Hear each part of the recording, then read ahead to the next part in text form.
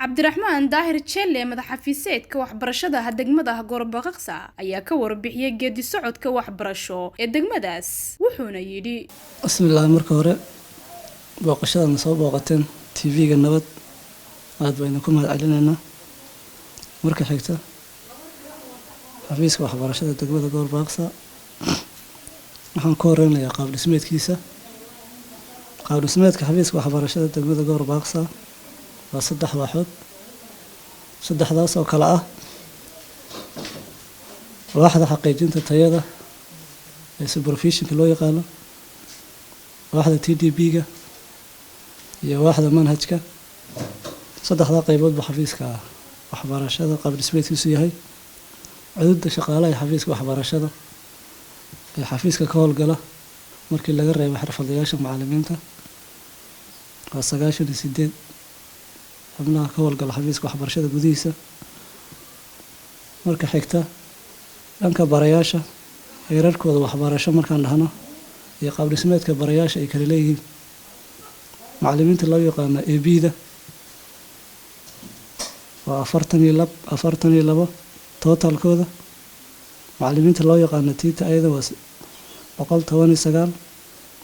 macallimiinta loo yaqaan diplomka waa 66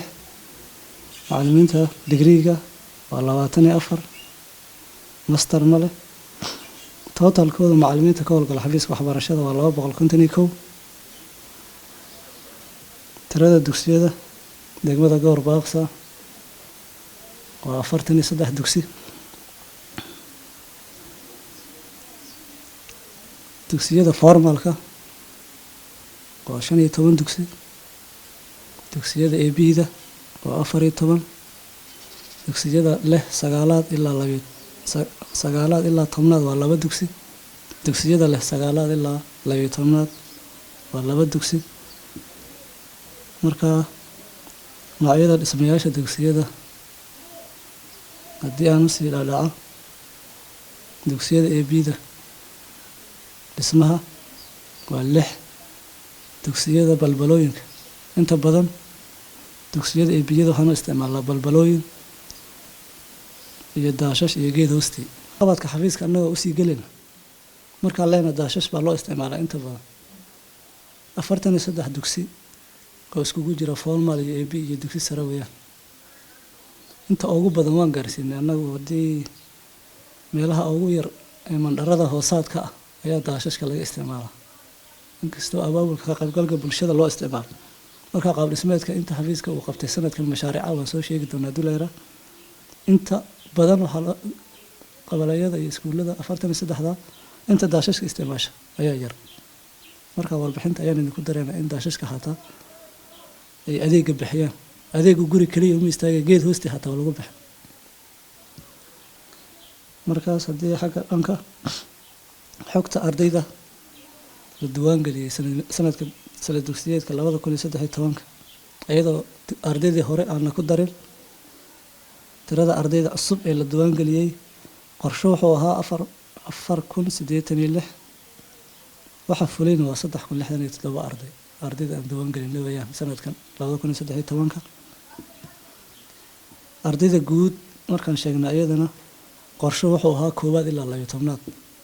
16381 in la diiwaan geliyay waxaa fulay 13099 arday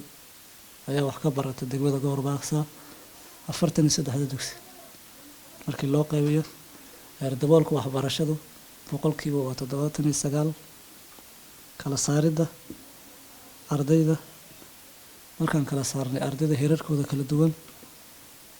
ardayda 1 ilaa 8 dhigata totalkooda waa 9243 arday ardayda dugsiyada AB-da waa 3162 arday sagaalaad ilaa 10 waa 451 11 ilaa 12 waa 243 marka waxay ku soo fariisanaysaa tirada idin soo sheegnay 13099 madaxafiiseedka ayaa intaas ku daray mashaariicaha uu fuliya xafiiska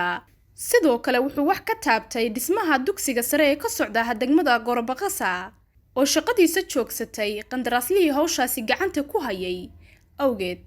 horta degmada Goorbaaqsa markaan ah dugsi sare kan hadda loo dhisay unbaa kuwa dugsi sare magaciisa iyo tayadiisa kan unbaa leh ay xukuumaddu u ballan qaaday oo isla markiina ka jawaabtay baahi dhanka shacabka ka imaatay oo xukuumaddu ka jawaabtay ay u qabtay dugsi sare kan unbaa jira kiina hadda wuu socdaa oo ongoing weeyaan kan waa ku macmiil dugsi hoose dugsigii dhexe unbaa dugsi sare ahaan loo isticmaalaa laakiin dugsi sare oo dhammaystiran oo qalabkiisii wato oo balaasmihiisii iyo laboratorigiisii wax oo dhan wato waa kana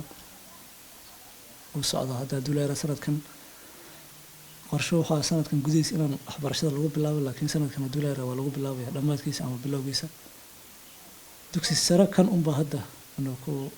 oo qalabeysan oo dugsi sare loo yaqaan laakiin dugsi sare wuu ka jiraa degmada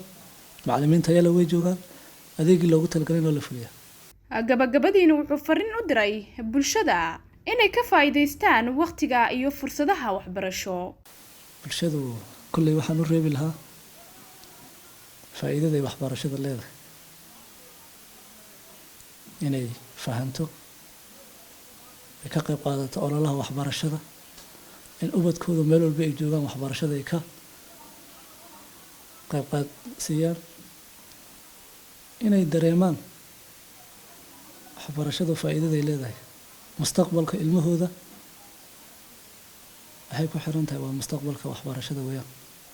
hadduu waalidku inta uu dabagalay ilmihiisa umuu tayadiisa iyo mustaqbalkiisa inuu yeelanaya